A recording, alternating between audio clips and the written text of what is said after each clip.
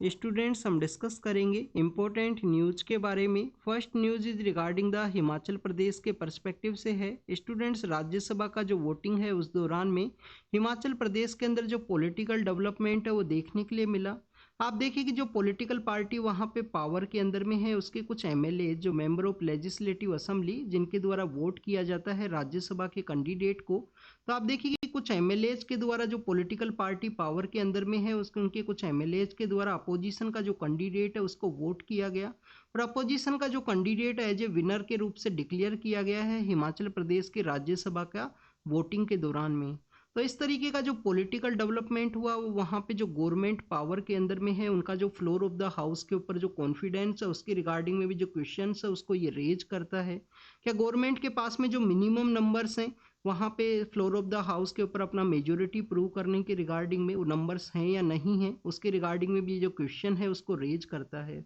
आप देखिए कि इस तरीके का जो पॉलिटिकल डेवलपमेंट है उसके बाद में जो स्टेट का जो बजट है उसको पास करवाया गया, वॉइस वोट के थ्रू जो स्टेट का जो बजट है उसको पास करवाया गया है। और इस पॉलिटिकल डेवलपमेंट का आपको फ्यूचर में इस तरीके से देखने के लिए मिल सकता है कि जो नो कॉन्फिडेंस मोशन है उसको मूव किया जा सकता है अपोजिशन का जो पॉलिटिकल पार्टी है उनके द्वारा।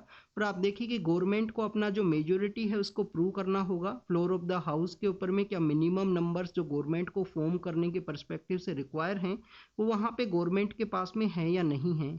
जो एमएलएज के द्वारा यहाँ पे अपोजिशन का जो कैंडिडेट को वोट किया गया है राज्यसभा का वोटिंग के दौरान में, आप देखिए कि राज्यसभा की वोटिंग के दौरान आपको ओपन बैलेट है वो देखने के लिए मिलता है। ओपन बैलेट के थ्रू जो पोलिंग एजेंट है जो यहाँ पे डिक्लेयर किया जाता है पॉलिटिकल पार्टीज के द्वारा उसको अपना जो बैलेट है अपना जो वोटिंग है वो आपको शो करना होता है। उस कैंडिडेट को एमएलएज को अपना जो वोटिंग है उसको शो करना होता है राज्यसभा के इलेक्शन के दौरान में। तो उस समय में कुछ एमएलएज के द्वारा अपोजिशन का जो कैंडिडेट को वोट किया गया उस ओपन बैलेट के थ्रू ये बेसिकली रिवील हुआ है। तो आप देखिए कि उन एमएलएज के अगेंस्ट में जो एंटी डिफेक्शन लॉ के थ्रू में एंटी पार्टी एक्टिविटीज़ का जो बेसिकली मोशन है वो मूव किया जा सकता है, उनको डिस्क्वालीफाई है वो भी किया जा सकता है एंटी पार्टी एक्टिविटी के थ्रू में। तो इस तरीके का जो पॉलिटिकल डेवलपमेंट है वो हिमाचल प्रदेश के अंदर देखने के लिए मिला राज्यसभा का वोटिंग के दौरान में। अब आपको राज्यसभा का जो वोटिंग है उसके पर्सपेक्टिव से कुछ बेसिक इन्फॉर्मेशन है वो जरूर से पता होनी चाहिए। आप देखिए कि राज्यसभा का जो वोटिंग है वो हिमाचल प्रदेश के अंदर ही नहीं देखने के लिए मिला है, काफ़ी सारे स्टेट्स के अंदर में जिन जिन का यहाँ पे वैकेंसी क्रिएट हुआ है, राज्यसभा का जो वैकेंसी क्रिएट हुआ है उन स्टेट्स के अंदर में जो इलेक्शंस है उसको कंडक्ट करवाया गया है राज्यसभा की रिगार्डिंग में। आप देखिए कि राज्यसभा एक कंटिन्यूस हाउस है, राज्यसभा आपको कंटिन्यूस हाउस के रूप से देखने के लिए मिलेगा। कंप्लीटली जो राज्यसभा है उसको कभी भी डिजोल्व नहीं किया जाता है जैसे कि हमारा जो लोकसभा आपको देखने के लिए मिलता है। आने वाले समय में जब मॉडल कोड ऑफ कंडक्ट है उसका इम्प्लीमेंटेशन किया जाएगा, लोकसभा के इलेक्शंस के रिगार्डिंग में जो नोटिफिकेशन है उसको इश्यू किया जाएगा, तो आप देखिए कि उस समय में हमारा जो लोकसभा है वो डिजोल्व हो जाएगा कंप्लीटली। और उसके बाद में इलेक्शन प्रोसेस के थ्रू ही जो नया गवर्नमेंट है वो पावर के अंदर में आएगा जिनका जो मिनिमम नंबर्स है जिन्होंने गेन किया है मेजोरिटी के रिगार्डिंग में। तो राज्यसभा को लोकसभा को इस तरीके से डिजोल्व किया जाता है जनरल इलेक्शंस के समय में, बट आपको राज्यसभा का जो डिजोल्यूशन का जो प्रोसेस है वो नहीं देखने के लिए मिलता है। आपको यहाँ पे एक बेसिक जानकारी होनी चाहिए कि लोकसभा को जो डिजोल्व किया जाता है वो किसके द्वारा किया जाता है, क्या प्रेसिडेंट के द्वारा किया जाता है, स्पीकर ऑफ द हाउस के द्वारा किया जाता है। तो ये आपको जानकारी होनी चाहिए, आपका होमवर्क भी है। कमेंट सेक्शन के अंदर होमवर्क के बारे में बताना, टू द पॉइंट आपको बताना है प्रेसिडेंट के द्वारा डिजोल्व किया जाता है या यहाँ पे स्पीकर के द्वारा। और एक काउंसिल ऑफ मिनिस्ट्री के द्वारा, जो काउंसिल ऑफ मिनिस्ट्री जो पावर के अंदर में है प्रेजेंट समय में, क्या उनके द्वारा रिकमेंड किया जाएगा, उसी के बाद में प्रेसिडेंट के द्वारा इसका जो डिजोल्यूशन है वो किया जा सकता है। क्या 5 ईयर का टेन्योर कंप्लीट होने से पहले भी काउंसिल ऑफ मिनिस्ट्री के द्वारा यहाँ पे रिकमेंड किया जा सकता है प्रेसिडेंट को लोकसभा के डिजोल्यूशन के रिगार्डिंग में। तो ये भी आपको एक बेसिक इन्फॉर्मेशन है वो पता होनी चाहिए। आप देखिए कि जब हमारे अटल बिहारी वाजपेयी जिनको भारत रत्न भी दिया गया है 25 जो दिसंबर का जो डे है उनका जो बर्थडे सेलिब्रेट किया जाता है, उस दिन गुड गवर्नेंस डे भी सेलिब्रेट किया जाता है। तो आप देखिए कि जो अटल बिहारी वाजपेयी का जो गवर्नमेंट हुआ करता था 2000 के एरा के समय में, तब 2004 के समय उनका जो टेन्योर है 2004 के समय उनका जो टेन्योर है अक्टूबर के समय कंप्लीट होने वाला था। बट उनके दौरान में अपना जो गवर्नमेंट है उसको अर्ली 6 मंथ पहले ही डिजोल्व करवा लिया गया और पहले ही जो इलेक्शंस है वो कंडक्ट करवाए गए थे उस समय में, अप्रैल और मई के समय में। इसके अलावा स्टूडेंट्स अगर हम बात करें राज्यसभा के रिगार्डिंग में, तो आप देखिए कि कंटिन्यूस हाउस है। एवरी 2 ईयर के बेसिस पे कुछ कुछ इसके जो कैंडिडेट्स हैं उनका जो टेन्योर है वो कंप्लीट होता है, उसके रिगार्डिंग में जो वैकेंसी है वो वहाँ पे क्रिएट होती है। और जिन जिन स्टेट्स को जो सीट्स अलोकेट की गई हैं जहाँ पे वैकेंसी क्रिएट होती है, उसका इलेक्शन है उसको कंडक्ट करवाया जाता है। अब आप देखिए कि यहाँ पे आपको कैंडिडेट के बारे में भी जानकारी होनी चाहिए। पॉलिटिकल पार्टी के द्वारा जिन सीट्स के ऊपर वैकेंसी क्रिएट हुई है वहाँ पे अपना जो पॉलिटिकल कैंडिडेट है उसको डिक्लेयर किया जाता है। अब आप देखिए कि जहाँ पे जो वोटिंग है उसका रिक्वायरमेंट नहीं है, वहाँ पे अनअपोज कैंडिडेट का जो इलेक्शन है वो भी आपको देखने के लिए मिलेगा राज्यसभा के अंदर में। जो रिसेंट राज्यसभा के इलेक्शंस कंडक्ट हुए हैं उसमें काफ़ी सारे स्टेट्स के अंदर में कुछ सीट्स हैं जिनको अनअपोज वे के अंदर में जो कैंडिडेट हैं वो डिक्लेयर किए गए हैं वहाँ पे विनर के रूप से।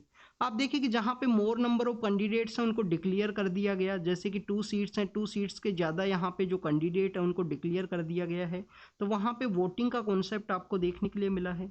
तो कैसे कैंडिडेट को बेसिकली राज्यसभा का जो कैंडिडेट है उसका कुछ बेसिक रिक्वायरमेंट है क्या नहीं है, उसके बारे में भी आपको पता होना चाहिए कि मिनिमम 30 ईयर का जो एज है वो आपने कंप्लीट किया हो। लोकसभा के रिगार्डिंग में जो 25 एज आपको देखने के लिए मिलती है कि मिनिमम कैंडिडेट का 25 एज होना चाहिए। आप देखिए कि यहाँ पे 30 का जो एज है वो बताया गया है। और ये आपको बेसिकली जो मेंबर ऑफ लेजिस्लेटिव काउंसिल है उसके अंदर भी 30 ईयर का जो एज है वो देखने के लिए मिलता है राज्यसभा के पर्सपेक्टिव से। इसके अलावा आप देखिए कि यहाँ पे जो कैंडिडेट विनर के रूप से डिक्लेयर होगा, जिसको मोर एमएलएज के द्वारा जो वोटिंग है वो किया जाएगा, तो आप देखिए कि उनके द्वारा यहाँ पे 6 ईयर का जो टेन्योर है वो सिक्योर किया जाता है। राज्यसभा के अंदर 6 ईयर का जो टेन्योर है वो आपको देखने के लिए मिलेगा। तो this is all the information related to the Rajya Sabha Lok Sabha, उनका जो टेन्योर है, कुछ बेसिक इंफॉर्मेशन हमने डिस्कस किया। हिमाचल प्रदेश का ये डेवलपमेंट के बारे में हमने देखा है। आपको हिमाचल प्रदेश स्टेट के बारे में भी पता होना चाहिए। आप देखिए कि हम स्टेट रीऑर्गेनाइजेशन एक्ट के बारे में रीड करते हैं। स्टेट रीऑर्गेनाइजेशन एक्ट के बारे में हम काफ़ी बार रीड करते हैं कि अर्लियर फेज के अंदर में हमारे जो स्टेट्स हैं उनको 4 कैटेगरी के अंदर डिवाइड किया गया था इंडिपेंडेंस के समय में, A B C and D के अंदर में। आप देखिए कि डी के अंदर आपको अंडमान एंड निकोबार है वो देखने के लिए मिलेगा। लेटर फॉर्म के अंदर में काफ़ी सारी कमेटी बनती हैं आपको, उसके अंदर में एस के धर कमेटी है, जेवीपी कमेटी है जो कि एक कांग्रेस का कमेटी हुआ करता था। जेवीपी कमेटी गवर्नमेंट का कमेटी नहीं था स्टूडेंट्स। इसके अलावा आप देखिए कि फजल अली कमेटी आएगा, स्टार्टिंग में एस के धर है, फिर आपको जेवीपी कमेटी देखने के लिए मिलेगा, फिर फजल अली कमेटी है। तो फजल अली कमेटी के द्वारा रिकमेंड किया गया था कि स्टेट का जो रीऑर्गेनाइजेशन है वो आपको कैरी आउट करना है, बट 1 लैंग्वेज 1 स्टेट का जो कॉन्सेप्ट है उसको रिजेक्ट कर दिया गया था फजल अली कमेटी के द्वारा। 7th कॉन्स्टिट्यूशन अमेंडमेंट एक्ट है वो इस्टेब्लिशमेंट में आया, हमारे कुछ स्टेट्स हैं उनको क्रिएट किया गया। अब आप देखिए कि हिमाचल प्रदेश को कब क्रिएट किया गया। पंजाबी सूबा मूवमेंट है वो आपको देखने के लिए मिलता है। पंजाब के अंदर में मास्टर तारा सिंह हुआ करते थे, उनका लीडरशिप के अंदर जो पंजाबी सूबा मूवमेंट है वो आपको देखने के लिए मिलेगा। उससे पहले कुछ स्टेट्स हैं वो क्रिएट हो चुके थे, जैसे गुजरात स्टेट क्रिएट हो चुका था, नागालैंड का जो स्टेट है वो क्रिएट हो चुका था नॉर्थ ईस्ट के अंदर में, डॉक्टर फिजो के द्वारा वहाँ पे ग्रेटर नागालिंगम का जो मूवमेंट है उसको चलाया गया था नागालैंड के अंदर में। और आप देखिए कि कुछ यूनियन टेरिटरी हैं उसको भी इंडिया के अंदर में ज्वाइन कर दिया गया था ऑफिशियली। जो 10th 12th and 14th constitution amendment act है उसके थ्रू में, जो दादर एंड नागर हवेली है, गोवा है, दमन एंड दीव है, इसके अलावा हमारा जो पुडुचेरी है जिसको कि 14 कॉन्स्टिट्यूशन अमेंडमेंट एक्ट के थ्रू में ऐड किया गया। अब यहाँ पे जो पंजाबी सूबा मूवमेंट है वो चलता है उस समय में 1965-66 के समय आपको देखने के लिए मिलेगा। तो आप देखिए कि उस समय में जो हिंदी स्पीकिंग पीपल्स हैं उनका एक अलग से स्टेट बनाया गया जिसको कि हम हरियाणा स्टेट के रूप से जानते हैं। और जो पहाड़ी, जो हिमाचल प्रदेश के जो लोग हैं, जो पहाड़ी स्पीकिंग पीपल्स हैं, ये यूनाइटेड पंजाब के ही पार्ट हुआ करते थे। हिमाचल प्रदेश के जो लोग हैं उनको बेसिकली उस समय में यूनियन टेरिटरी बना दिया गया, पहाड़ी स्पीकिंग पीपल्स को यूनियन टेरिटरी बनाया गया था। फिर 1971 के समय में हिमाचल प्रदेश को जो स्टेटहुड का जो स्टेटस है वो दिया गया था स्टूडेंट्स 1971 के समय में। इस तरीके से जो हिमाचल प्रदेश है वो एग्जिस्टेंस के अंदर में आया। ये यूनाइटेड पंजाब से जो सेपरेटेड स्टेट हैं उनको अलग किया गया था, जैसे कि हरियाणा को अलग बनाया गया। सा कमीशन आपको देखने के लिए मिलता है हरियाणा स्टेट के रिगार्डिंग में, काफ़ी बार ये क्वेश्चन भी पूछ लिया जाता है हरियाणा पीसीएस के अंदर में कि सा कमीशन के मेंबर कौन कौन हुआ करते थे, क्या उनके द्वारा रिकमेंड किया गया था यूनाइटेड पंजाब का जो बाइफर्केशन है उसी के रिगार्डिंग में। Next news is regarding the CBI के पर्सपेक्टिव से है। आप देखिए कि जो सीबीआई के बारे में हमने काफ़ी बार रीड किया है। सीबीआई का जो इस्टेब्लिशमेंट है वो आपको देखने के लिए मिलता है Delhi special police establishment act के थ्रू में। वर्ल्ड वॉर सेकंड के समय में इसको स्टूडेंट्स रफ कर दिया जाए, यहाँ पे इसका डिस्कस करते हैं सीबीआई के बारे में। तो आप देखिए कि Delhi special police establishment act है 1946 का। उस समय में यहाँ पे काफ़ी सारे जो कंप्लेंट्स हैं वो देखने के लिए मिला था कि वर्ल्ड वॉर सेकंड के समय में जो करप्शन का जो एक्टिविटी है वो कैरी आउट किया गया है। तो उसी के रिगार्डिंग में बेसिकली इस इंस्टीट्यूशन को जो 1962 में जो इस्टेब्लिश किया गया वो 1946 के इस एक्ट के थ्रू में किया गया। आप देखिए कि संतानम कमेटी इस्टेब्लिशमेंट में आया, उनके द्वारा रिकमेंड किया गया कि सीबीआई को यहाँ पे इस्टेब्लिश किया जाए, संतानम कमेटी के द्वारा रिकमेंड किया गया है। सीबीआई का एक जनरल कंसेप्ट का जो कॉन्सेप्ट है वो भी न्यूज़ के अंदर आपको देखने के लिए मिलता है। जो Delhi special police establishment act का जो सेक्शन 6A है उसके अंदर में इसको डिफाइन किया गया है। स्टेट्स को जो अपना जनरल कंसेंट है वो देना होता है जब भी सीबीआई के द्वारा इंक्वायरी किया जाता है। विदाउट जनरल कंसेंट के रिगार्डिंग में भी यहाँ पे सीबीआई के द्वारा जो इंक्वायरी है उसको कैरी आउट किया जा सकता है जब सुप्रीम कोर्ट के द्वारा या हाई कोर्ट ऑफ स्टेट के द्वारा रिकमेंड कर दिया जाए। आप देखिए कि यूनियन टेरिटरी के अंदर में आपको इस तरीके से जनरल कंसेंट है वो नहीं देखने के लिए मिलता है।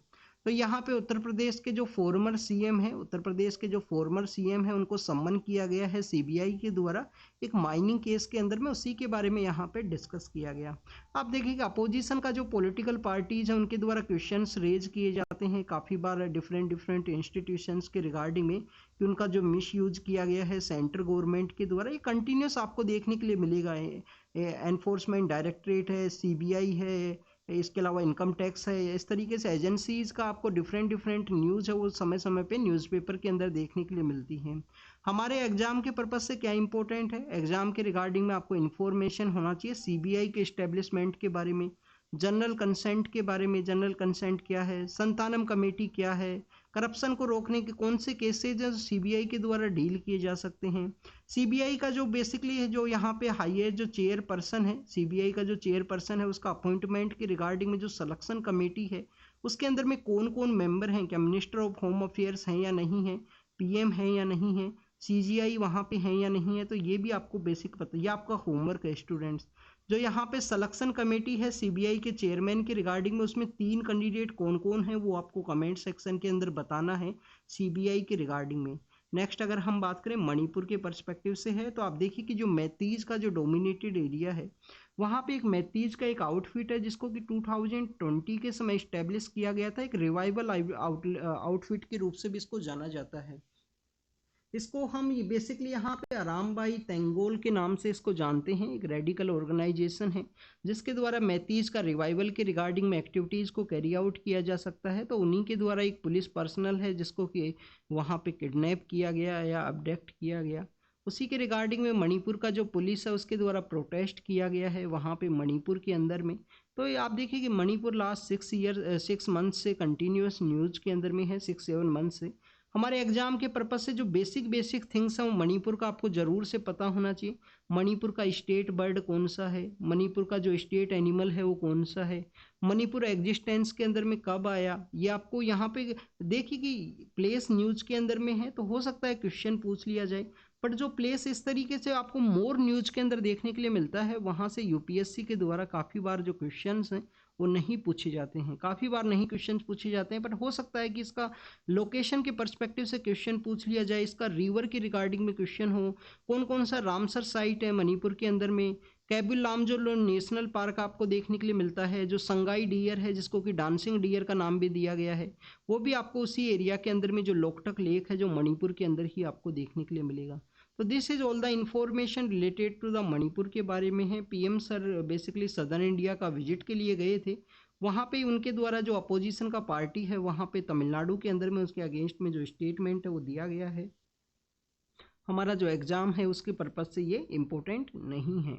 नेक्स्ट अगर हम बात करें पीएम सर जब सदर्न इंडिया का विजिट के लिए गए तो उनके द्वारा जो इंडिजीनियस हाइड्रोजन फ्यूल सेल फेरी है उसको वहाँ पे इनोग्रेट किया गया है। आप देखिए कि सदर्न इंडिया के अंदर में जो सदर्न तमिलनाडु है, सदर्न केरला का पार्ट है, वहाँ पे जो बेसिकली कम्युनिकेशन है उसको इसके द्वारा कैरी आउट किया जाएगा। इंडिनियस इसको बिल्ड किया गया है, कोचिन शिपयार्ड है उसके द्वारा हाइड्रोजन फ्यूल सेल के ऊपर में ये जो फेरी है उसका एक्टिविटी को कैरी आउट किया जाएगा। आपको हाइड्रोजन मिशन के बारे में, ग्रीन हाइड्रोजन, इन सभी के बारे में पता होना चाहिए। इन्वायरमेंट के पर्सपेक्टिव से बहुत इंपॉर्टेंट टर्म्स हैं, कभी भी क्वेश्चन है वो पूछे जा सकते हैं। नेक्स्ट अगर हम बात करें स्टूडेंट, जॉइंट जो आर्मी एक्सरसाइज है उसके बारे में है।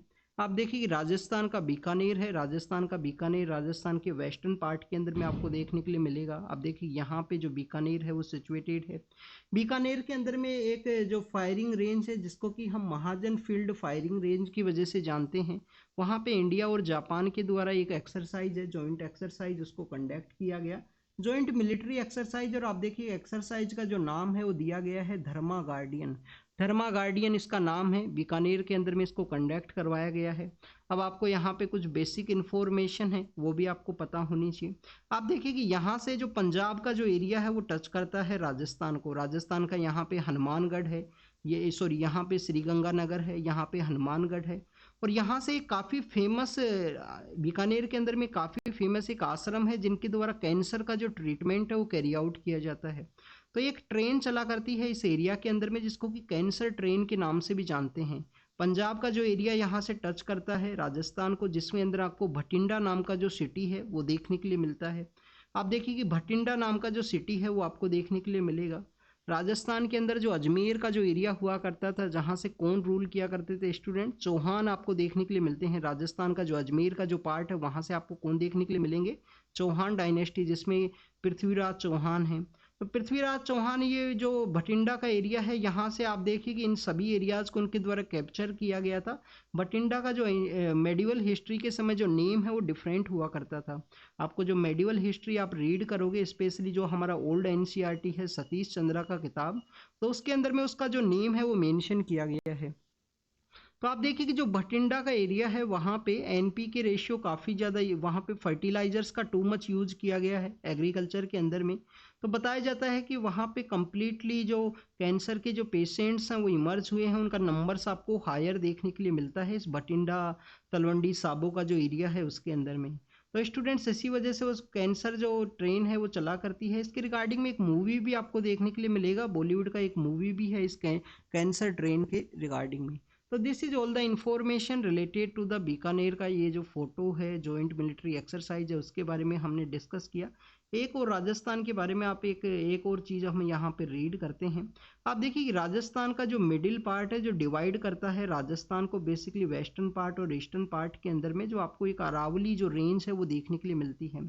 अरावली रेंज का जो ओरिजिन है वो तो आपको गुजरात से देखने के लिए मिलेगा। ओल्डेस्ट ये हमारा माउंटेन रेंज है हमारे इंडिया के अंदर में। तो आप देखिए कि अरावली का एक पॉजिटिव बेनिफिट क्या है। अरावली का एक पॉजिटिव बेनिफिट ये है कि जो ड्राई एरिया है, जो वेस्टर्न पार्ट ऑफ राजस्थान का जो ड्राई एरिया है, बेसिकली ये जो गंगानगर हनुमानगढ़ का एरिया है ये तो आपको प्रोस्परस देखने के लिए मिलेगा इंदिरा गांधी कैनाल की वजह से। जो इंदिरा गांधी कैनाल है उसकी वजह से इस एरिया के अंदर में एग्रीकल्चर डेवलपमेंट आपको देखने के लिए मिलता है। आप देखिए कि जो किन्नू है, जो विंटर्स के समय में एक फ्रूट आपको देखने के लिए मिलता है, साइट्रस फ्रूट है किन्नू का। तो किन्नू का जो एग्रीकल्चर प्रैक्टिस है वो भी काफ़ी ज़्यादा किया जाता है। वीट का एग्रीकल्चर प्रैक्टिस है, राइस का प्रैक्टिस आपको देखने के लिए मिलेगा हनुमानगढ़ और श्रीगंगानगर के एरिया के अंदर में।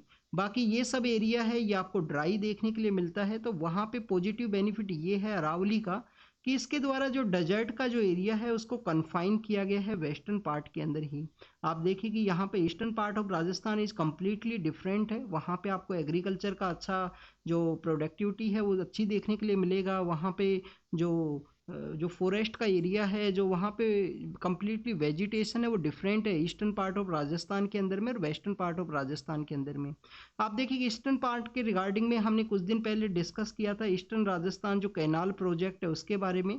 जो मध्य प्रदेश है इसके अंदर उत्तर प्रदेश भी है। और आप देखिए कि राजस्थान का एक एग्रीमेंट है कि कुछ रिवर्स का जो वाटर है उसको रिलीज किया जाए इस ईस्टर्न पार्ट ऑफ राजस्थान के अंदर में, जिससे कि वहाँ पे जो ग्राउंड वाटर जो लेवल काफ़ी आपको लोअर डाउन चला गया है उसको बेसिकली यहाँ पे रेज किया जा सके।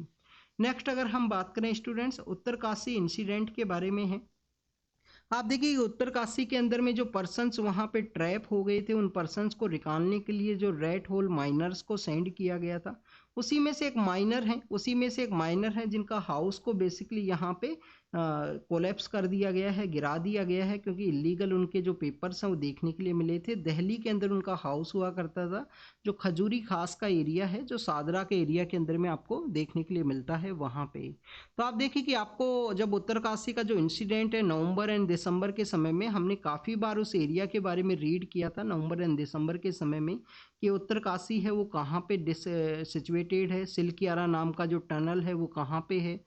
उस समय में आप लोगों से एक होमवर्क का जो क्वेश्चन है वो भी पूछा था हमने, कि होमवर्क का क्वेश्चन ये पूछा था स्टूडेंट्स, एक तो हमने पूछा था कि जो इन्वायरमेंट इम्पैक्ट असेसमेंट है उसके बारे में आपको रीड करना था। अगर आपको नहीं पता है इन्वायरमेंट इम्पैक्ट असेसमेंट के बारे में तो इसको गूगल कीजिए। आपके पास में इन्वायरमेंट का जो भी किताब है, जो बुक आप रेफर करते हो, वहाँ से जाके इसको रीड कीजिए। जैसे कि आप शंकर आईएएस का जो बुक है, जो मैक्सिमम एस्पिरेंट्स रीड करते हैं एक बेसिक्स का अंडरस्टैंडिंग के रिगार्डिंग में, या पीएमएफ का जो किताब है उसको रेफर करते हैं काफ़ी सारे बच्चे, तो उसमें जाके इन्वायरमेंट इम्पैक्ट असेसमेंट के बारे में आपको रीड करना है। आप देखिए कि सिल्कियारा जो टनल का जो क्राइसिस हुआ, वहाँ पे इन्वायरमेंट इम्पैक्ट असेसमेंट को नहीं लिया गया। क्यों नहीं लिया गया? कितना जो लेंथ है वो जरूरी है जहाँ पे इन्वायरमेंट इम्पैक्ट असेसमेंट को कैरी आउट किया जाएगा। सपोज कीजिए प्रोजेक्ट यहाँ पे चलने वाला है, तो प्रोजेक्ट को चलने से पहले इन्वायरमेंट के ऊपर क्या इम्पैक्ट रहेगा, इस तरीके के जो इंसिडेंट, इस तरीके का जो कंप्लीटली असेसमेंट है उसको कैरी आउट किया जाता है। तो आप देखिए कि कितना जो मिनिमम डिस्टेंस का यहाँ पे प्रोजेक्ट होना चाहिए, क्या वो 10 किलोमीटर का है या 20 किलोमीटर का है, उसके बारे में आपको ज़रूर से यहाँ पे पता होना चाहिए। कितना इन्वायरमेंट इम्पैक्ट असेसमेंट है वो ज़रूरी है किसी भी प्रोजेक्ट के पर्सपेक्टिव से। सिल्कियारा टनल के बारे में हमने रीड किया था कि जो उत्तरकाशी डिस्ट्रिक्ट है, सपोज कीजिए उत्तराखंड है, उत्तराखंड का जो बेसिकली ये पार्ट है, यहाँ पे आपको उत्तरकाशी डिस्ट्रिक्ट देखने के लिए मिलेगा, जिसके अंदर सिल्कियारा टनल है, जहाँ पे उस दौरान में जो रेड होल माइनर्स के द्वारा ही जो ट्रैप हो गए थे, वहाँ पे जो माइनर्स उनको निकाला गया था। आप देखिए कि रेड होल का जो माइनिंग प्रैक्टिस है वो कहाँ पे किया जाता है स्टूडेंट्स। रेड होल का जो माइनिंग प्रैक्टिस है वो आपको मेघालय के अंदर में देखने के लिए मिलता है। हमारा जो सुप्रीम कोर्ट है उसके द्वारा मेघालय के अंदर रेड होल माइनिंग का जो प्रैक्टिस है उसको बेसिकली उसको रोका गया है, स्टॉप लगाया गया है, कि रेड होल माइनिंग का जो प्रैक्टिस है बैन किया गया है सुप्रीम कोर्ट के द्वारा। बट उस प्रैक्टिस को लोग अपना जो डोमेस्टिक सर्वाइवल है उसके रिगार्डिंग में कैरी आउट करते हैं। काफ़ी बार जो वर्कर्स हैं वो वहाँ पे ट्रैप हो जाते हैं रेड होल माइनिंग के रिगार्डिंग में। द हिंदू ने नवंबर एंड दिसंबर के समय में एक संडे का जो न्यूज़पेपर है उसके अंदर में जो फोटो दिखाई जाती है लास्ट पेज के ऊपर में, संडे के न्यूज़पेपर वाले दिन, तो उसके अंदर में काफ़ी अच्छे से शो किया था उस मेघालय का जो रेड होल माइनिंग का जो एरियाज हैं, जो आपको जयंती हिल्स के अंदर में देखने के लिए मिलता है। वहाँ पे एक रिवर भी फ्लो करती है, उस सभी के बारे में हमने टेलीग्राम चैनल के ऊपर शेयर किया है, तो वहाँ से आप ज़रूर से देख लेना। नेक्स्ट अगर हम बात करें स्लोथ बियर के बारे में है, आप देखिए कि वन ऑफ द स्पीसीज है जो 8 स्पीसीज बियर का पाई जाती हैं उसके अंदर में। तो ये जो बियर है उसका जो भालू है उसका प्रेजेंस देखा गया शिवमोगा जो सिटी है जो कर्नाटक के अंदर सिचुएटेड है, वहाँ पे फॉरेस्ट डिपार्टमेंट के जो लोग हैं उनको बताया गया, उनके द्वारा उसको रेस्क्यू किया गया है स्लोथ बियर को। आपको स्लोथ बियर के बारे में बेसिक इन्फॉर्मेशन पता होनी चाहिए। 90% जो पॉपुलेशन है स्लोथ बियर का वो आपको इंडिया के अंदर में और कुछ पार्ट आपको श्रीलंका के अंदर में, बांग्लादेश के अंदर में देखने के लिए मिलती है।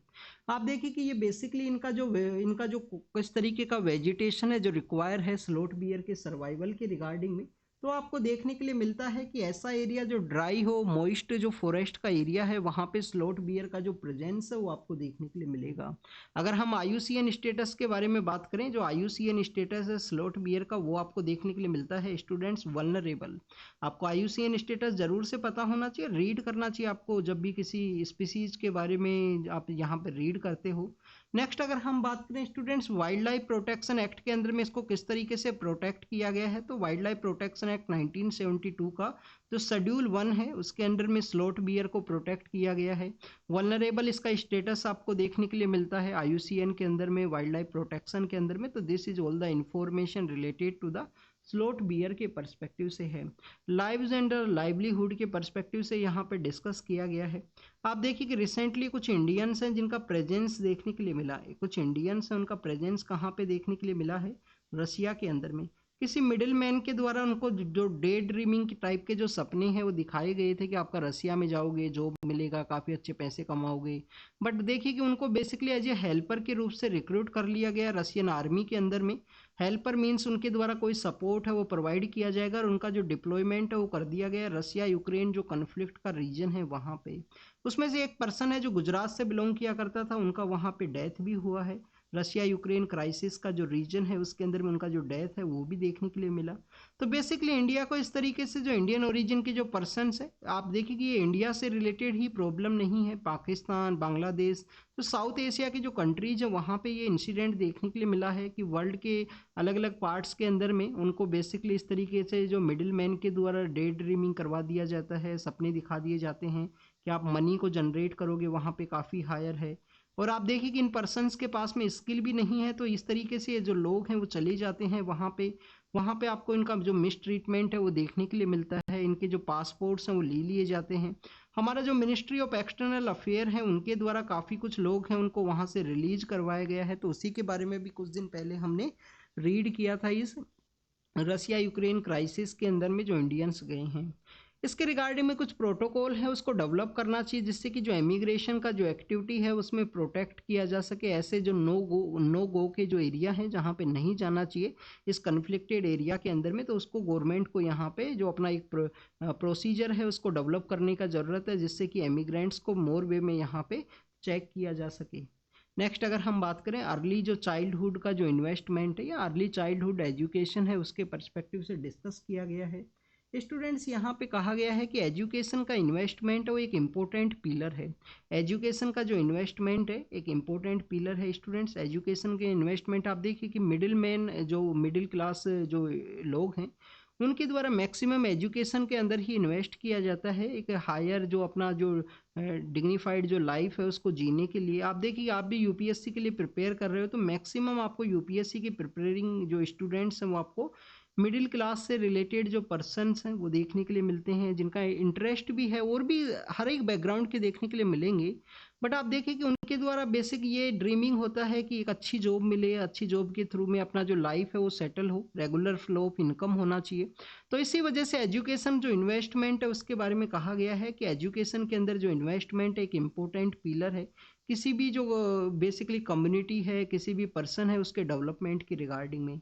तो यहाँ पे एजुकेशन के बारे में कहा गया है कि एजुकेशन का इन्वेस्टमेंट को कैरी आउट करना चाहिए। हमारी कंट्री में जिस तरीके का डेमोग्राफिक डिविडेंड है, एजुकेशन का अपॉर्चुनिटीज़ हैं, जॉब का जो क्राइटेरियाज हैं उनके रिगार्डिंग में यहाँ पे बेसिकली फिर अर्ली एजुकेशन के बारे में बात किया गया कि किसी भी बच्चे का जो पढ़ाई है, जो बचपन से जो पढ़ाई करवाई जाती है, तो इनिशियल फेज के अंदर में अच्छे से इन्वेस्टमेंट का ज़रूरत है और वहाँ पे ही अच्छे से जो केयर है वो किया जाना चाहिए।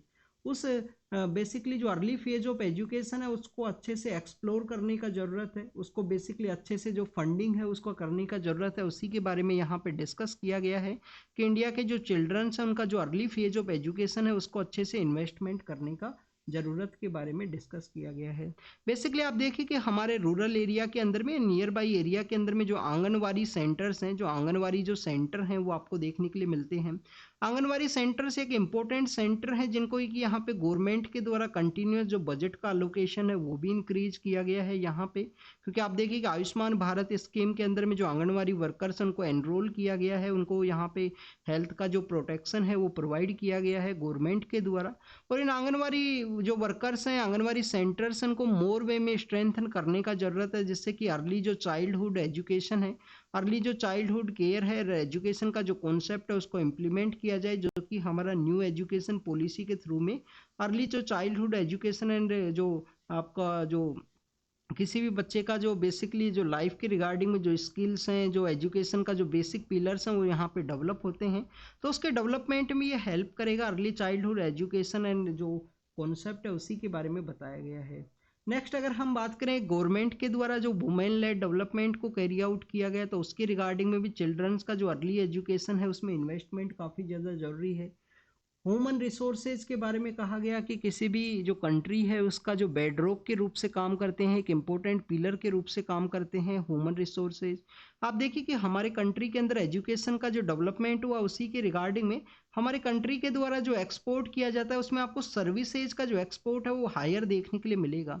सर्विसेज का जो एक्सपोर्ट है वो हायर देखने के लिए मिलेगा, बट डेमोग्राफी ज़्यादा है, पॉपुलेशन अधिक है, तो इंफ्रास्ट्रक्चर के अंदर भी जो मैन्युफैक्चरिंग सेक्टर है उसके अंदर भी यहाँ पे हमारे कंट्री के द्वारा जो यहाँ पे मोर इन्वेस्टमेंट है उसका ज़रूरत है। इसके अलावा स्टूडेंट्स यहाँ पे कुछ पॉजिटिव थिंग्स हैं उनके बारे में कहा गया। निपुण जो भारत अभियान है उसके बारे में यहाँ पे बात किया गया है कि जो national proficiency of reading and basic understanding of numeracy का जो कॉन्सेप्ट है, निपुण भारत अभियान है, वो एक इम्पोर्टेंट पिलर के रूप से काम करेगा।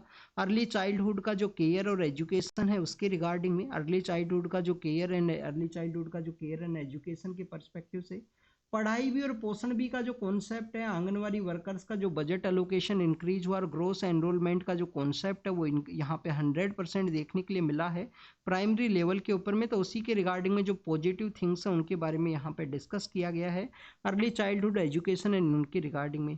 निपुण भारत के बारे में आपको जरूर से पता होना चाहिए। आप देखिए कि न्यू एजुकेशन पॉलिसी के अंडर में भी आपको देखने के लिए मिलता है। और निपुण भारत अभियान के बारे में और भी बेसिक ये है कि अभी कुछ दिन पहले हमने एसर का जो रिपोर्ट है, जो कि एनजीओ प्रथम के द्वारा निकाली जाती है, annual status of education report, उसके अंदर बताया गया है कि किस तरीके से हमारे कुछ लोग हैं कोविड की वजह से भी वहाँ पे जो डिसकंटिन्यूटी है वो देखने के लिए मिला। बेसिक न्यूमरेसी है, बेसिक जो थिंग्स हैं उनको नहीं आती हैं। नेक्स्ट अगर हम बात करें स्टूडेंट्स रेयर डिजीज के बारे में है, आप देखिए कि फरवरी का जो लास्ट डे है उसको as a rare disease day के रूप से सेलिब्रेट किया जाता है। और काफ़ी सारी जो रेयर डिजीज हैं वो इंक्रीज हुई हैं समय समय के साथ में। तो उन रेयर डिजीज से किस तरीके से इंडिया है उसको फाइट करने का ज़रूरत है, रेयर डिजीज का डेफिनेशन होना चाहिए, उसके बारे में यहाँ पे डिस्कस किया गया है। तो हम रेयर डिजीज के बारे में डिस्कस करते हैं। आप देखिए कि जो लास्ट डे ऑफ फेब है, फरवरी का जो लास्ट डे है उसको रेयर डिजीज डे के रूप से, जो रेयर जो डिजीज है उसका डे के रूप से उसको सेलिब्रेट किया जाता है। इसके अलावा स्टूडेंट्स अगर हम बात करें, ये रेयर डिजीज आपको 1 पर्सन के अंडर में देखने के लिए मिलेगी। आउट ऑफ 1000 जो पर्सनस हैं उसमें से 1 पर्सन है उसको ये रेयर डिजीज है वो देखने के लिए मिलती है। तो आप देखिए कि रेयर डिजीज को किस तरीके से डील किया जाए, इंडिया में इसका प्रेजेंस किस तरीके से है, 1000 में 1 पर्सन की रिगार्डिंग में है। अगर हम इसको कंपेयर करें तो आप देखिए कि 10 to 100 के आसपास, 10 to 100 के आसपास इसका जो प्रेजेंस है वो आपको देखने के लिए मिलता है 1 लाख पर्सनस के अंडर में। तो इसी वजह से जो ड्रग मैन्युफैक्चरिंग जो कंपनीज है उनके द्वारा इनके पर्सपेक्टिव से जो ड्रग है उसका भी मैन्युफैक्चरिंग नहीं किया जा सकता है। 1/3 आपको जो टोटल वर्ल्ड के अंदर में जो रेयर डिजीज है उनका प्रेजेंस आपको 1/3 जो रेयर डिजीज है उनका जो प्रेजेंस है वो आपको कहाँ पे देखने के लिए मिलता है स्टूडेंट्स, इंडिया के अंदर में। और आप देखिए कि यहाँ पे बेसिकली डिस्कस किया गया है कि इनका जो कैसे इसको डील करना है, क्योंकि इनका जो आप देखिए कि जो मैन्युफैक्चरिंग कंपनी है, ड्रग मैन्युफैक्चरिंग कंपनी है, उनके द्वारा इन रेयर डिजीज के कम पेशेंट होने की वजह से मार्केट है वो हायर ना होने की वजह से उनके द्वारा ड्रग का जो मैन्युफैक्चरिंग है वो नहीं किया जा सकता है। काफ़ी बार जो डॉक्टर्स हैं, रजिस्टर जो मेडिकल प्रैक्टिशनर्स हैं, उनके द्वारा भी एक रेयर डिजीज के जो सिम्टम्स हैं उनको ऑब्जर्व करने के अंदर में 7 ईयर के आसपास का जो समय है वो लगता है। 7 ईयर्स का जो समय है उसके अंदर में उन सिम्टम्स को ऑब्जर्व करते हैं और उनके द्वारा डिटेक्ट किया जाता है कि यहाँ पे ये जो सिम्टम्स हैं वो इस डिजीज़ के सिम्टम्स डिफरेंट है, तो बेसिकली ये रेयर डिजीज़ का पार्ट है, उसके अंदर में उस कैटेगरी के अंदर उसको रख दिया जाता है। तो आप देखिए कि 7 ईयर्स का समय लगता है रजिस्टर जो मेडिकल प्रैक्टिशनर्स हैं उनके द्वारा। इनिशियल फेज के अंदर में तो काफ़ी सारी ऐसी ड्रग्स को यूज़ कर लिया जाता है जो उस डिजीज़ के रिगार्डिंग में भी नहीं है, तो उसका इम्पैक्ट बॉडी के ऊपर भी आपको देखने के लिए मिलेगा। 2017 के समय हमारी गवर्नमेंट के द्वारा रेयर डिजीज़ के रिगार्डिंग में जो पॉलिसी है उसको इम्प्लीमेंट किया गया था। आप देखिए कि 2018 के समय गवर्नमेंट के द्वारा उस पॉलिसी को विड्रॉल कर लिया गया, उस समय उसका इम्प्लीमेंटेशन डिफ़िकल्ट हुआ करता था। फिर गवर्नमेंट के द्वारा 2021 के समय में जो बेसिकली जो असेसमेंट है उसको यहाँ पे रिलीज़ किया गया है, जो गाइडलाइंस है रेयर डिजीज़ के रिगार्डिंग में, तो उसी के पर्सपेक्टिव से यहाँ पे डिस्कस किया गया है। 50% जो हमारी रेयर डिजीज़ है वो बेसिकली यहाँ पे ट्रीटेबल है, उनको ट्रीट किया जा सकता है, तो उनको बेटर वे में यहाँ पे फोकस करने का ज़रूरत है, बजट एलोकेशन इंक्रीज करना है। तो आप देखिए कि कुछ कॉमन एरियाज़ हैं जो हर एक टॉपिक का जो एडिटोरियल है उसके अंदर में आपको देखने के लिए मिलेगा। बजट के रिगार्डिंग में डिस्कस किया जाएगा, उसके इंफ्रास्ट्रक्चर के बारे में, गवर्नमेंट का जो लॉज है उसके अंदर कोई लैक्यूना है या नहीं है, जैसे कि रेयर डिजीज़ का जो डिफाइन है वो नहीं किया गया है, रेयर डिजीज़ को डिफाइन करने का ज़रूरत है। यूएन के द्वारा भी रेयर डिजीज के रिगार्डिंग में जो गाइडलाइंस है उनको रिलीज करना चाहिए डब्ल्यूएचओ के द्वारा। तो ये कुछ यहाँ पे रेयर डिजीज के पर्सपेक्टिव से था। अगर हम बात करें नेक्स्ट इंडिया और यूएस के रिगार्डिंग में है, तो आप देखिए कि इंडिया एंड यूएस के द्वारा एक होमलैंड सिक्योरिटी डायलॉग है उसको कंडक्ट करवाया जाता है। होमलैंड सिक्योरिटी डायलॉग के अंदर में दोनों कंट्रीज के द्वारा एक दूसरे का जो सिक्योरिटी थ्रेट्स है उनके बारे में डिस्कस किया जाता है। जो होमलैंड सिक्योरिटी डायलॉग है इसको 2011 के समय स्टार्ट किया गया था, बाद में इसको डिसकंटिन्यू कर दिया गया था और आप देखिए कि 2021 के समय इसको दोबारा से रिवाइवल किया गया है। तो इंडिया के द्वारा यूएस को कहा गया कि जो प्रो खालिस्तानी जो ग्रुप्स हैं जिनके द्वारा इंडियन जो एम्बेसीज हैं उनके ऊपर अटैक किया गया है। लास्ट 1-2 ईयर के अंदर अगर स्टूडेंट्स हम डिस्कस करें तो इंडिया का जो कनाडा के अंदर एम्बेसीज हैं, कनाडा के अंदर जो मिशन हैं वहाँ पे अटैक देखने के लिए मिला। यूएसए का जो सैन फ्रांसिस्को का जो हमारा मिशन है वहाँ पे भी अटैक देखने के लिए मिला है। आप देखिए कि इसके अलावा यूके है, यूके के अलावा आपको देखने के लिए मिलेगा ऑस्ट्रेलिया के अंदर भी इंडिया के जो इस तरीके से मिशंस हैं उसके अंदर में जो अटैक है वो आपको देखने के लिए मिला है। तो यहाँ पे इंडिया के द्वारा कहा गया कि उनके जो भी कल्प्रिट है उनके बारे में नेम है वो रिवील किए जाएं यूएस के द्वारा। यूएस ने यहाँ पे ड्रग ट्रैफिकिंग है उसके परस्पेक्टिव से डिस्कस किया। और आप देखिए कि यहाँ पे जस्टिस फॉर खालसा नाम का एक ग्रुप है, उसके एक पर्सन है पन्नून उनका नेम है, उसके रिगार्डिंग में यूएस के द्वारा एलिगेशंस लगाए गए थे कि इंडियन जो एजेंसीज हैं उनके द्वारा उसको असैसिनेट करने का जो कोशिश है वो किया गया है। उससे पहले आप देखिए कि जो कनाडा है उसके द्वारा लगाए गए थे कि वहाँ पे एक पर्सन है जो कि वहाँ पे खालिस्तानी एक्टिविस्ट हुआ करता था, उसको भी बेसिकली इंडियन अथॉरिटी के द्वारा ही उसको असैसिनेट किया गया है। बट कनेडियन अथॉरिटीज़ के द्वारा जो जो बेसिक थिंग्स हैं, जो बेसिक यहाँ पे एविडेंस है उनको बेसिकली इंडिया के साथ में शेयर नहीं किया गया है कनाडा के द्वारा। हमारी गवर्नमेंट के द्वारा जो यूएपीए है, यूएपीए जो 1967 के समय आया था और आप देखिए कि उसमें समय समय पे जो अमेंडमेंट है वो किया गया। तो उसको 2 फैक्शंस है यहाँ पे जम्मू एंड कश्मीर के आउटफिट्स के रिगार्डिंग में उनको बेसिकली गवर्नमेंट के द्वारा बैन किया गया है। नेक्स्ट अगर हम बात करें स्टूडेंट्स मिजोरम के रिगार्डिंग में है, आप देखिए कि मिजोरम का जो स्टेट लेजिस्लेटिव असेंबली है वो 60 मेंबर्स का है, 60 मेंबर्स का है। तो आपके लिए यहाँ पे एक फिर से एक होमवर्क है, हमारा जो स्टेट का जो लेजिस्लेटिव असेंबली है, स्टेट का जो लेजिस्लेटिव असेंबली है वो मिनिमम कितने नंबर्स का होना चाहिए, मिनिमम कितने नंबर्स का होना चाहिए। क्या कुछ ऐसे भी स्टेट्स हैं जहाँ पे जो मिनिमम नंबर सपोज कीजिए 40 है, क्योंकि आपको इसके रिगार्डिंग में गोवा का जो टोटल नंबर है उसको एक बार जरूर से रीड करना है स्टूडेंट्स। तो जो मिनिमम नंबर्स हैं जैसे कि गोवा के अंदर में जैसे आप देखिए कि वहाँ पे जो मिनिमम नंबर्स का जो मैंडेट है क्या उससे भी कम है कुछ स्टेट के अंदर में एक्सेप्शन के बेसिस पे लेजिस्लेटिव असेंबली के जो टोटल नंबर्स हैं। तो मिजोरम के जो 60 मेंबर का असेंबली है उनके द्वारा एक रेजोल्यूशन को बेसिकली वहाँ पे अडॉप्ट किया गया कि हमारी गवर्नमेंट के द्वारा म्यांमार, इंडिया और म्यांमार का जो बॉर्डर एरिया है जो 1643 किलोमीटर का आपको बॉर्डर शेयरिंग देखने के लिए मिलता है इंडिया म्यांमार का, उसको फेंसिंग करने के बारे में डिस्कस किया गया था। जो फ्री मूवमेंट रिजाइम है, आप देखिए कि ब्रिटिश अथॉरिटीज़ के द्वारा इस तरीके से जो बाउंड्रीज है उसको सेपरेट किया गया था। क्यों सेपरेट किया गया था, उस समय में आपको देखने के लिए मिलता है ब्रिटिश का जो एंग्लो बर्मा वॉर है उसके थ्रू में उसको यहाँ पे सेपरेट किया गया लैंड बाउंड्री जो जोग्राफिकल एरिया है उसको। बट आप देखिए कि उस एरिया के जो लोग हैं, जो ट्राइबल कम्युनिटी के जो लोग हैं, उनका यहाँ पे जो बाउंड्री है उसके अदर पार्ट दूसरे साइड के अंदर में जो रिलेशंस है वो आपको देखने के लिए मिलते हैं। तो उसी के रिगार्डिंग में जो फ्री मूवमेंट रिजाइम है उसको लाया गया था।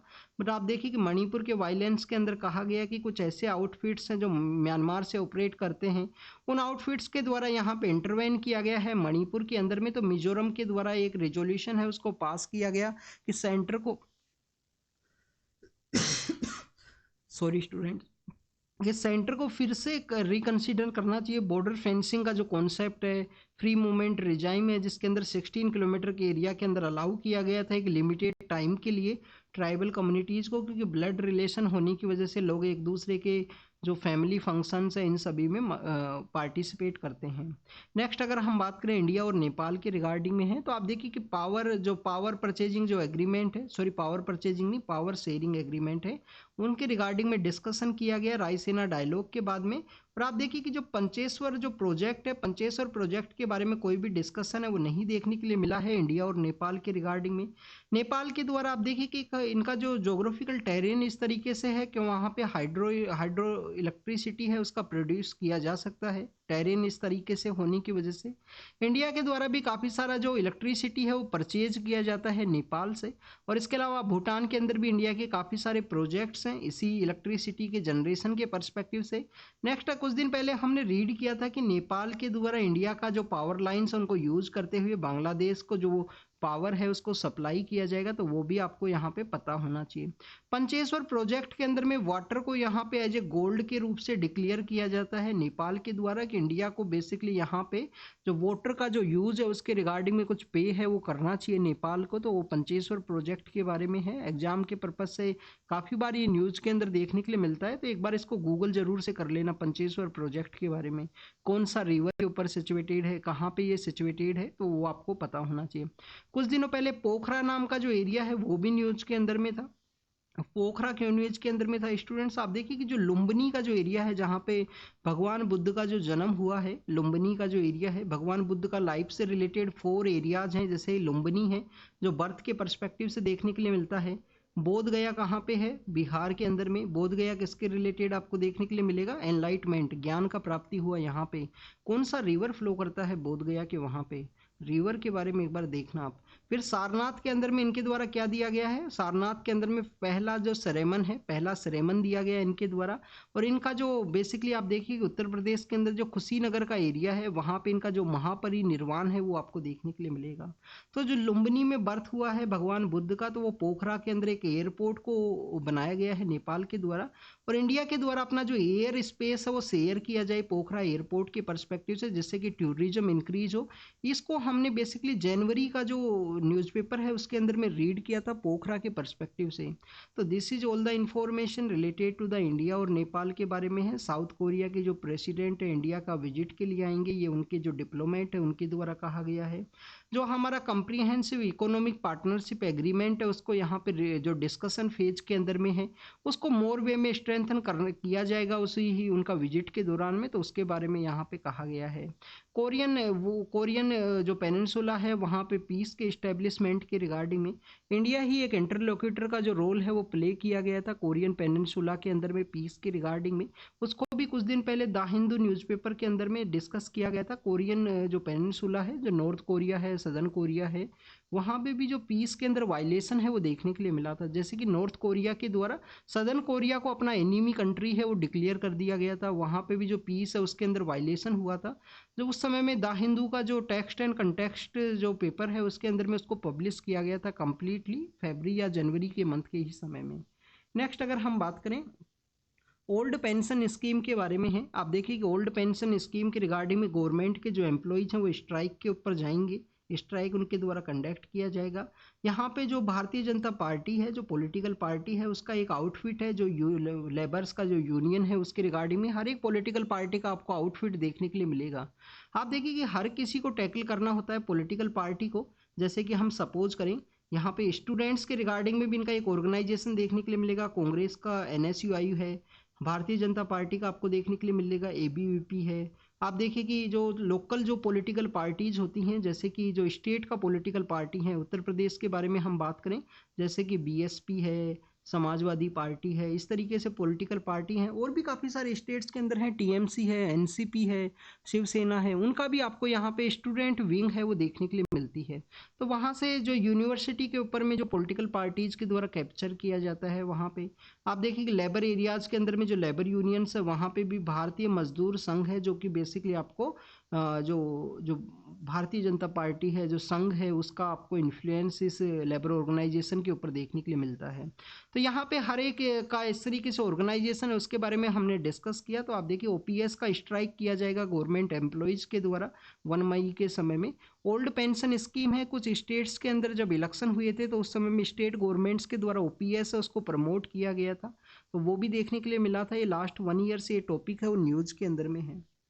बट आप देखिए कि अगर हम कंट्री का इकोनॉमी के पर्सपेक्टिव से डिस्कस करें तो ओल्ड पेंशन स्कीम है वो एक स्टेट के ऊपर जो बर्डन है वो क्रिएट करता है। ओल्ड पेंशन स्कीम है जो स्टेट के ऊपर जो बर्डन है उसको क्रिएट करता है।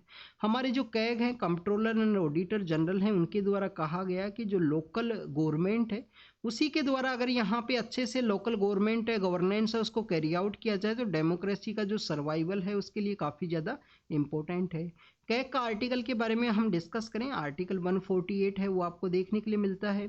आप देखिए कि कैग के पास में इनिशियल समय में अकाउंट्स एंड ऑडिट है वो दोनों ही काम हुआ करते थे। ये क्वेश्चन आपसे पहले भी पूछा गया था दिसंबर के समय में कि कब जो ऑडिट एंड अकाउंट है उसको सेपरेट कर दिया गया था। आप देखिए कि एक समय में यूपीपीसीएस का पेपर हुआ था, 2019 का जो पेपर है शायद 2019 के पेपर के अंदर में ये क्वेश्चन है वो पूछ लिया गया था कि कब जो ऑडिट एंड अकाउंट है उनको सेपरेट किया गया है। कैग का जो ऑडिटिंग का जो पार्ट हुआ करता था, जो अकाउंटिंग का जो पार्ट हुआ करता था, उन दोनों का जो सेपरेशन है ऑडिट एंड अकाउंट का कब आपको देखने के लिए मिलता है। तो इसको रीड करना, लक्ष्मीकांत के अंदर भी ये मेंशन है, काफ़ी अच्छे से ईयर भी बताया गया है, अमेंडमेंट भी बताया गया है वहाँ पे।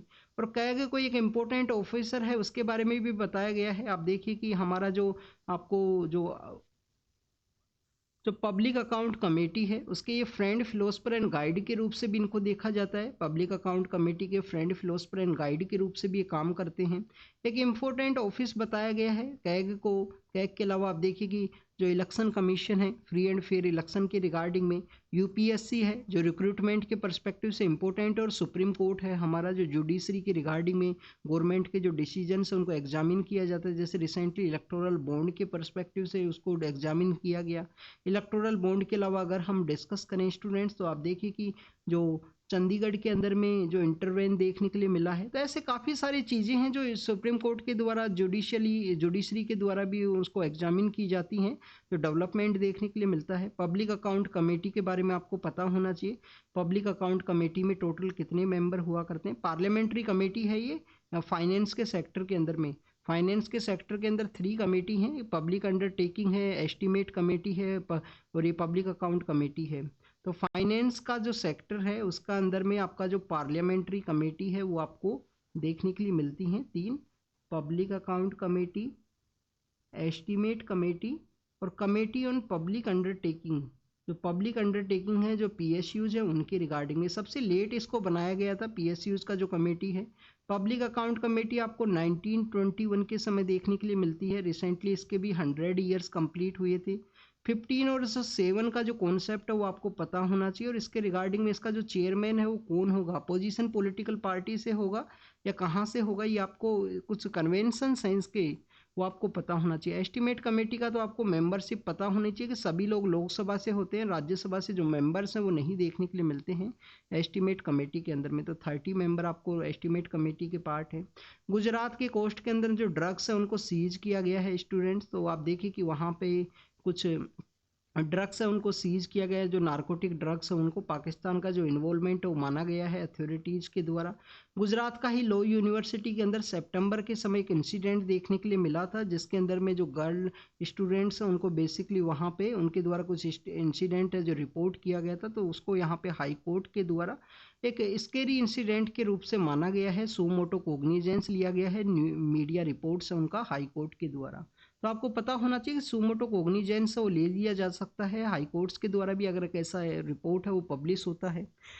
नेक्स्ट इज रिगार्डिंग द घाना के पर्सपेक्टिव से है। घाना के बारे में बताया गया कि घाना के अंदर में जो एलजीबीटी लॉ है उसके अगेंस्ट में जो कानून है वो पास कर दिया गया है। रसिया के अंदर में आप देखिए कि जो पॉलिटिकल पर्सन वहाँ पे पावर के अंदर में है, उनके अपोज करने वाले जितने भी लीडर्स हैं उनको बेसिकली चार्ज कर दिया गया है अलग अलग केसेस के अंदर में। तो अपोजिशन का जो वॉइस है उसको सप्रेस किया गया है।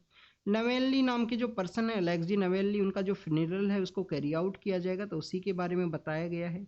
और जो इम्पोर्टेंट इन्फॉर्मेशन नहीं है, आप देखिए कि नॉर्दर्न आयरलैंड की रिगार्डिंग में है। एमनेस्टी के बारे में बताया गया है। एमनेस्टी जो ह्यूमन राइट का एक आपको एजेंसी है वो देखने के लिए मिलता है। 2015 का प्रीलिम्स में क्वेश्चन पूछा गया था।